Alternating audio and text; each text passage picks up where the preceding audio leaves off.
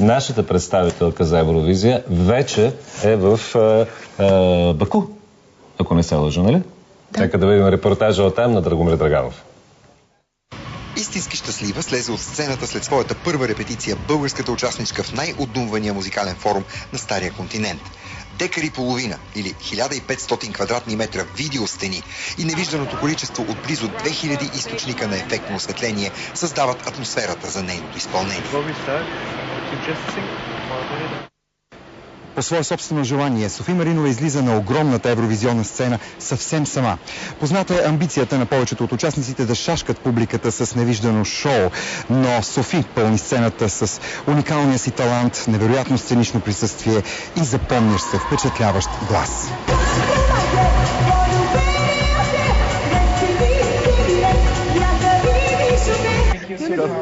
Казвай, готова си. Тук що слезе от сцената.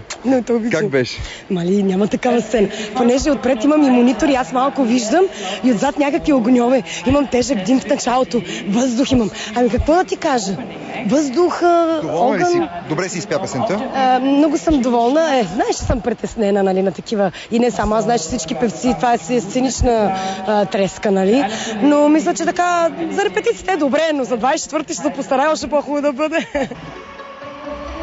Леопардовият туалет, с който Софи излезе на сцената, не е костюмът за сценичното й представяне на полуфинала. Тогава тя ще блести в бяло.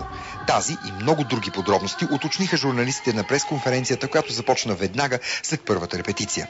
Освен, че отговори с усмивка на десетките традиционни въпроси, Софи разказа, че е украсила ръката си с татуировка от преплетени рози, за да прикрие с нея изписаното по-рано име на любим мъж. Обясни подробно как се е стигнало до концерта и в Европейския парламент и буквално взриви прес-центъра с акапелно изпълнение на ромския химн «Джелем, Джелем».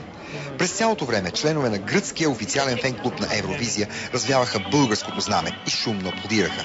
Това особено трогна Софи и тя остана в залата цели 40 минути, за да раздаде автографи и да се снима с всички, които пожелаха.